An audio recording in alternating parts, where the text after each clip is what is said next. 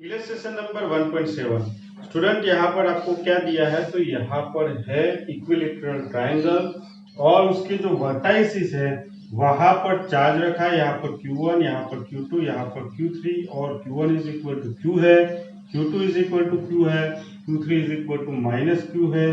Vertices का नाम भी दे दिया है, ये वर्टाइसिस A, ये वर्टाइसिस B और ये वर्टाइसिस C। ये जो उसकी जो लेंथ है ये साइड की वो भी आपको दी दी है, वो साइड की जो लेंथ है वो L है। स्टूडेंट यहाँ पर आपको क्या ढूंढना है, तो यहाँ पर जितने भी चार्जेस है वो चार्जेस पर लगने वाला फोर्स आपको ढूंढना है। मान लो ये चार्ज पर किसकी वजह से लगेगा फोर्स, तो ये चार्ज की वजह से यहाँ पर फोर्स होगा, ये चार्ज की वजह से यहाँ पर फोर्स होगा।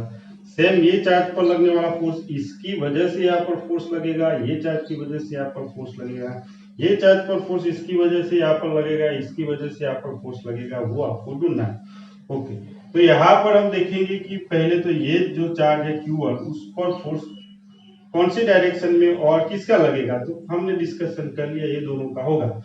अब ये चार्ज पर ये चार्ज की वजह से फोर्स की डायरेक्शन कौन सी होगी, तो ये दोनों देखो पॉजिटिव चार्ज है तो हमें पता है कि दोनों का रिपल्जन होगा। तो ये जो चार्ज है उस पर इसकी वजह से लगने वाला फोर्स की डायरेक्शन कौन सी होगी, देखो ये पॉजिटिव को रिपल करेगा तो ये ऐसे जाएगा। तो ये हुआ 2 की वजह से, चार्ज 2 की वजह से 1 पर लगने वाला फोर्स।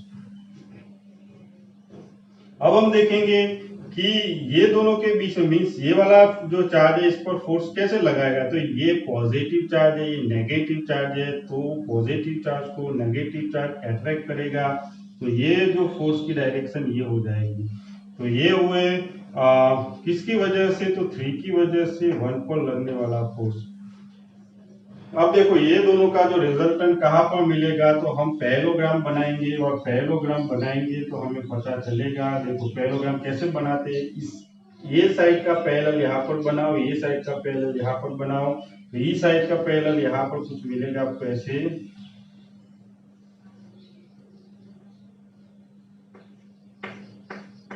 और ये साइड का पैरेलल आपको कुछ ऐसा मिलेगा। और ये दोनों के ये दो कॉर्नर को हम मिलाएंगे तो रिजल्टेंट मिलेगा किस पर, रिजल्टेंट तो Q1 पर, इसीलिए इसका नाम दे दिया हमने फोर्स F1।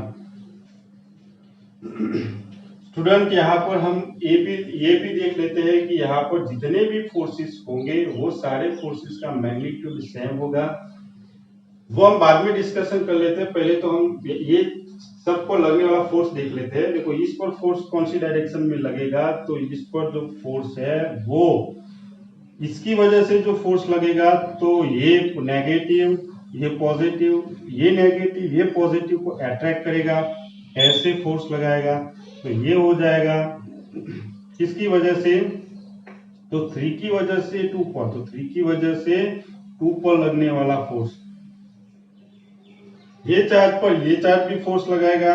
देखो खुद का फोर्स नहीं लगता है ना, यहाँ पर देखो 3 चार्जेस है, तो 3 चार्जेस में खुद को छोड़ देना है, तो उसका मतलब ये चार्ज पर खुद का नहीं लगेगा, ये दोनों का लगेगा, ये चार्ज पर ये दोनों का लगेगा, ये चार्ज पर ये दोनों का फोर्स लगेगा।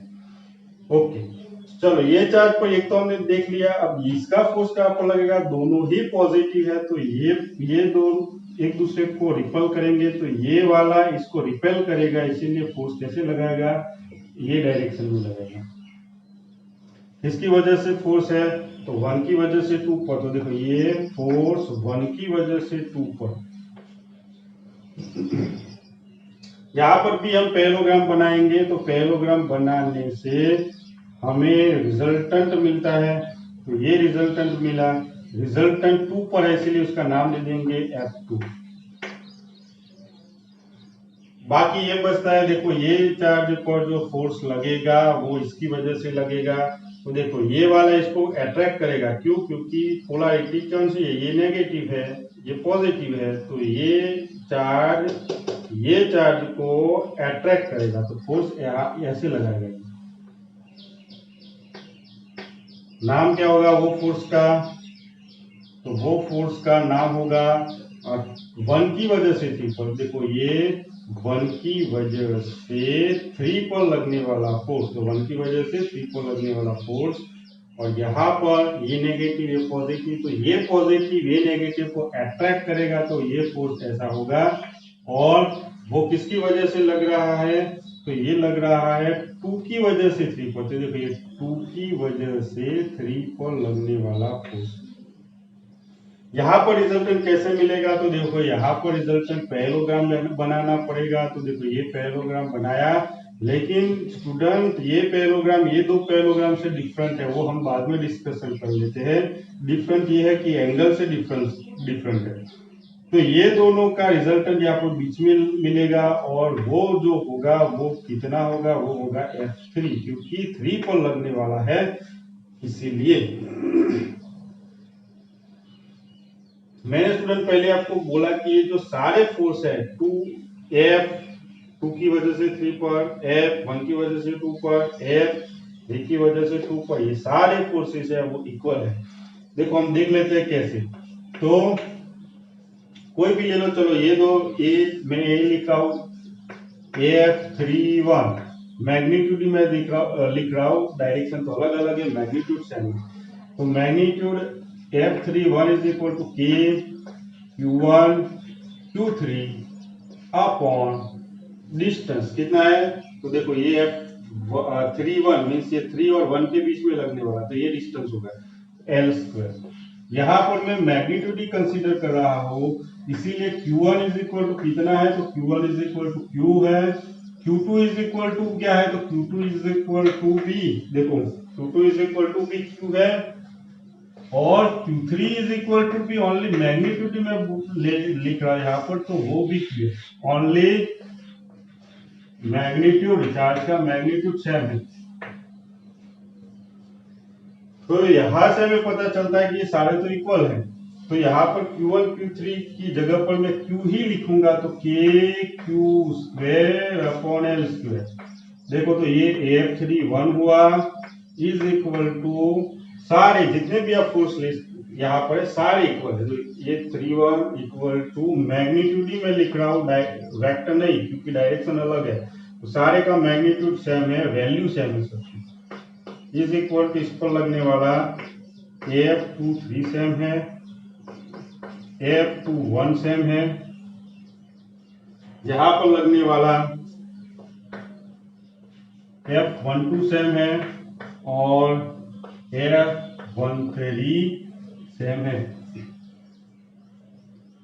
इज इक्वल टू नाम दे देता हूं मैं, चलो सारे का नाम मैं दे दिया F, मैग्नीट्यूड है, ओनली फोर्स का मैग्नीट्यूड है।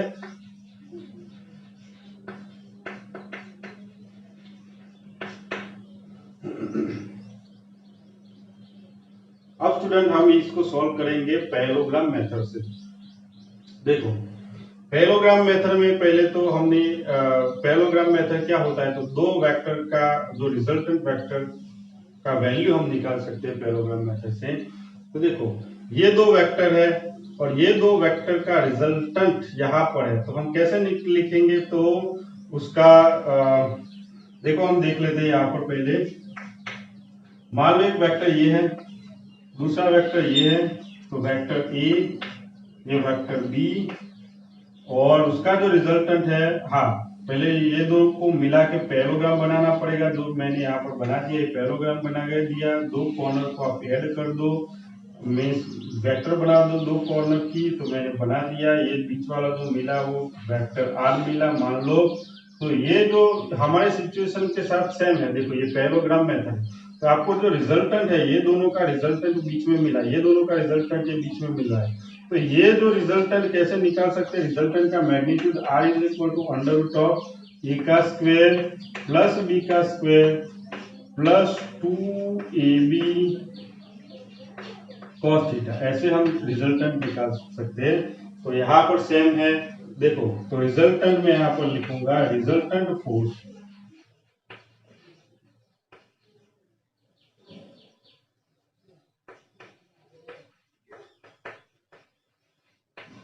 किस पर रिजल्टेंट फोर्स, तो ऑन चार्ज Q1 कितना है वो रिजल्टेंट, वो है F1, लेकिन मुझे क्या चाहिए, यहाँ पर मैग्नीट्यूड मैं ढूंढ रहा हूँ उसका। तो देखो ये मेथड्स के साथ इसको हमारी सिचुएशन को कंपेयर करो। देखो तो हमारा देखो ये एफ आर की जगह पर हमारा F1 है, तो यहाँ पर लिखूंगा F1 इज इक्वल टू ये वाला ये है, तो ए की जगह पर हमारा है F under root of F12 का स्क्वायर प्लस बी स्क्वायर। देखो बी स्क्वायर में से रहा बी, तो हमारा ये है बी, तो F13 का स्क्वायर प्लस 2 ये रहा 2 ए बी, तो हमारा ये है और ये बी, तो F12 F13 cos theta. Theta क्या है, ये दोनों के बीच का एंगल, मींस F12 ये रहा F12 और ये F13 के बीच का एंगल, मींस हमें ये एंगल निकालना पड़ेगा। स्टूडेंट ये एंगल कितना होगा वो हम देख लेते हैं पहले। यहाँ पर देखो F12 is equal to magnitude क्या होता है, तो F12 is equal to F13 is equal to BF, तो यहाँ पर हो जाएगा F square plus 2F into F square cos theta. Theta ढूंढेंगे दोनों के बीच का, F12 एंड F13 के बीच का। देखो स्टूडेंट यहाँ पर ये 120 है, मुझे कैसे पता चला, तो देखो यहाँ पर ये सिचुएशन को मैं यहाँ पर ड्रॉ कर रहा हूँ समझने के लिए। देखो ये हमारा ट्रायंगल है, ये वाला, ये एंगल कितना होता है पहले से पता है, ये 60 होता है, ये भी 60 ये भी 60। इसको यूज करके मैं यहाँ पर दूसरा ट्रायंगल बना सकता हूँ। देखो ये मैंने दूसरा बना दिया, तो हमें पता चलेगा कि ये जो ट्रायंगल बनेगा उसका भी सारे जितने भी कॉर्नर है सबका 60, तो ये भी 60 हो गए। अब ये ट्रायंगल यूज करके तीसरा बना रहा हूँ, देखो यहाँ पर इक्विलैटरल ट्रायंगल बना रहा हूँ, देखो ये हो गए। अब देखो ये भी ट्रायंगल तो सारे 60, तो देखो ये भी 60 हो गए। तो स्टूडेंट यहाँ पर हमारी सिचुएशन ये बन रही है, देखो ये वाली लाइन मीन्स ये रही, देखो ये वाला जो फोर्स है वो मीन्स जो लाइन है ये रही ये, और ये वाली जो साइड है वो ये रही। समझ में आ रहा है? तो हमें क्या चाहिए, हमारा जो देखो F12 यहाँ पर है और F13 ये रहा,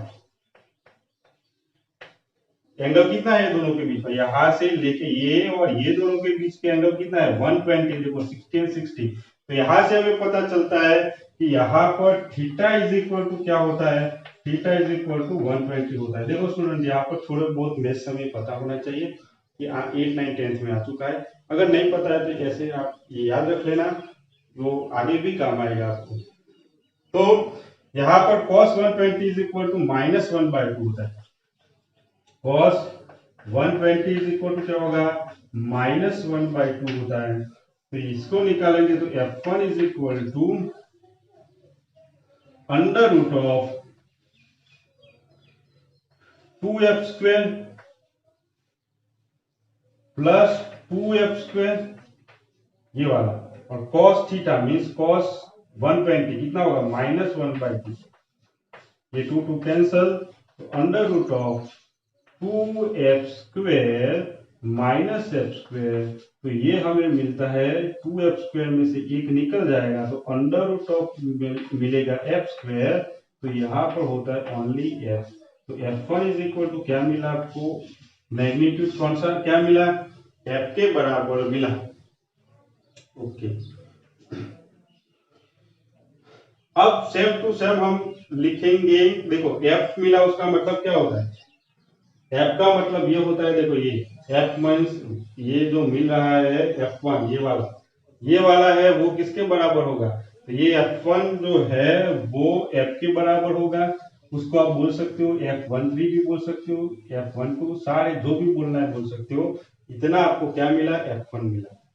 ओके, अब हाँ डायरेक्शन भी चाहिए, तो देखो अलोंग कौन सी डायरेक्शन में है, तो अलोंग ये वाला जो F1 है वो कौन सी डायरेक्शन में, तो देखो ये F1 ऐसा है, देखो ये ऐसे ये डायरेक्शन आपको दिख रही है कहीं पर, हाँ दिख रही है, देखो ये वाली सेम डायरेक्शन है। देखो तो ये F1 हमारे ये वाली डायरेक्शन में है, तो हम बोल सकते हैं तो along the BC direction, along BC। तो ये फोर्स होगा, ये डायरेक्शन होगा। अब हमें स्टूडेंट ढूंढना है F2। तो F2 ढूंढने के लिए अगर आपको नोट करना है तो वीडियो को स्टॉप करके आप ये नोट कर सकते हो। अब मैं ये निकाल देता हूं स्टूडेंट, और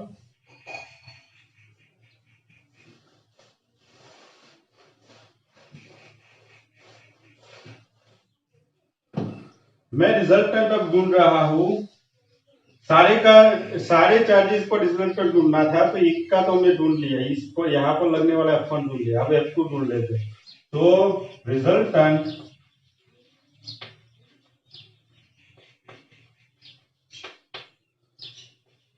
फोर्स ऑन चार्ज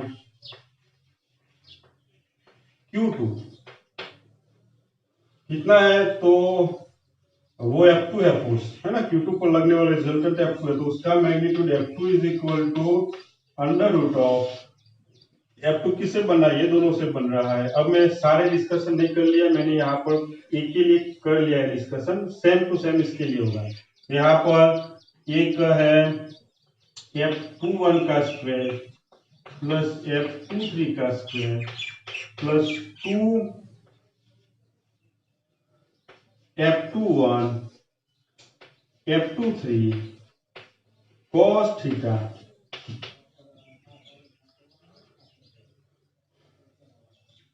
देखो ये सारे इक्वल है, क्यों? क्योंकि F21 इज इक्वल, देखो F21 is equal to F, दूसरा कौन सा है? F23, तो F23 is equal to BF।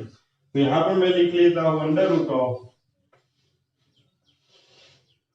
F का स्क्वायर प्लस F का square plus 2F square cos. देखो अब एंगल की बारी है। देखो एंगल, ये जितना एंगल होगा वही एंगल होगा, हमने जो आगे डिस्कशन कर लिया सेम टू सेम ऐसे ही एंगल यहाँ पर बनेगा। तो वो है यहाँ पर 120 डिग्री, है ना। इसके लिए जो हमने एंगल निकाला सेम टू सेम यही एंगल यहाँ पर होगा, ऐसे ही मेथड से निकाल सकते हो। तो यहाँ पर under root of 2F square plus 2F square cos 120 कितना होता है स्टूडेंट? -1/2 होता है। ये 2 कैंसिल हो जाएगा, तो ये माइनस एफ स्क्वायर, तो under root of 2F square minus F square is equal to under root of 2 में से 1 चला जाएगा तो एफ स्क्वायर बचेगा। तो हमें जो आंसर मिला है F2 का मैग्नीट्यूड कितना है? F2 का मैग्नीट्यूड वो F के बराबर है, और डायरेक्शन कौन सी है? तो वो डायरेक्शन है अलोंग दिस। कौन सी डायरेक्शन में है? तो अलोंग F2। देखो ये वाली डायरेक्शन, ये वाली डायरेक्शन आपको दिख रही है कहीं पर? हाँ है, देखो ये वाली, ये सेम है, ये दोनों डायरेक्शन। तो ये डायरेक्शन है वही डायरेक्शन ही है, तो हम लिख सकते हैं along AC direction, along AC। तो ये स्टूडेंट की डायरेक्शन किसकी? F2 की। अब हम निकालेंगे resultant force on charge Q3। तो देखो स्टूडेंट,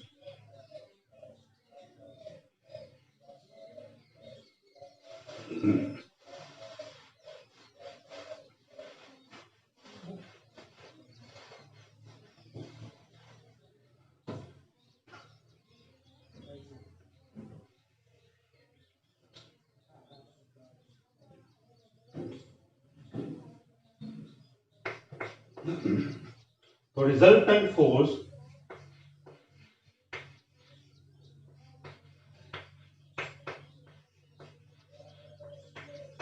ऑन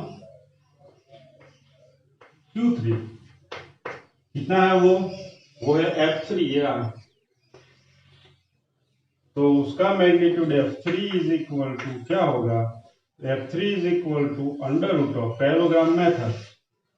F3 किससे बना है? तो F3 ये दोनों से बना है, तो ये दोनों का स्क्वायर F31 का स्क्वायर प्लस F32 का स्क्वायर प्लस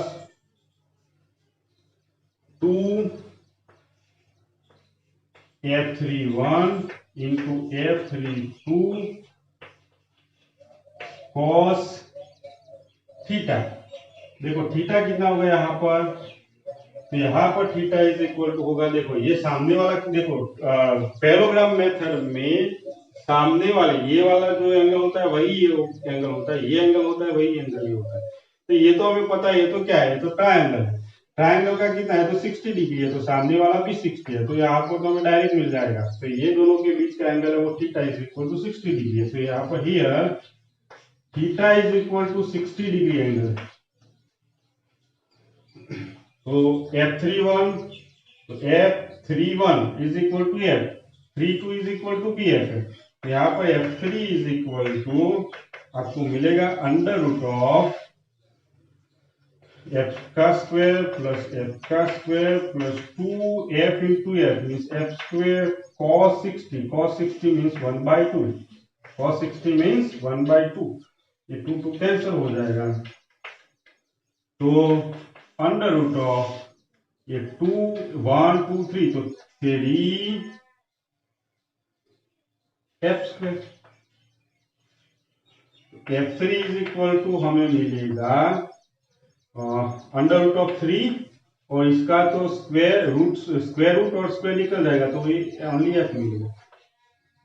तो ये हुआ F3 पर लगने वाला फोर्स का मैग्नीट्यूड, मीन्स Q3 पर लगने वाला फोर्स जो F3 है उसका मैग्नीट्यूड। डायरेक्शन कौन सी होगी, तो यहाँ पर अलोंग, देखो फोर्स की डायरेक्शन क्या है, ये फोर्स की डायरेक्शन तो ये है, ये रही देखो, तो वो है बाइसेक्टर, मीन्स डिवाइड करता है। किसको डिवाइड करता है, सी को डिवाइड करके निकलता है वो एंगल। तो ये जो है वो एंगल है सी को डिवाइड करते हुए जो डायरेक्शन में जा रहा है वो डायरेक्शन उसकी हुई है ना। तो यहां पर हम लिखेंगे अलोंग द बाइसेक्टिंग, किसको काट रहा है, ये कौन सी डायरेक्शन में काट के जा रहा है, तो बी सी ए एंगल को बीच से काटते हुए जा रहा है। तो यहां पर लिखूंगा bisecting of angle B C और ए, तो ये डायरेक्शन हो गई। तो स्टूडेंट ये एग्जांपल नंबर था 1.7, इलस्ट्रेशन नंबर 1.7 था। तो ऐसे हम निकाल सकते हैं resultant force on every charges.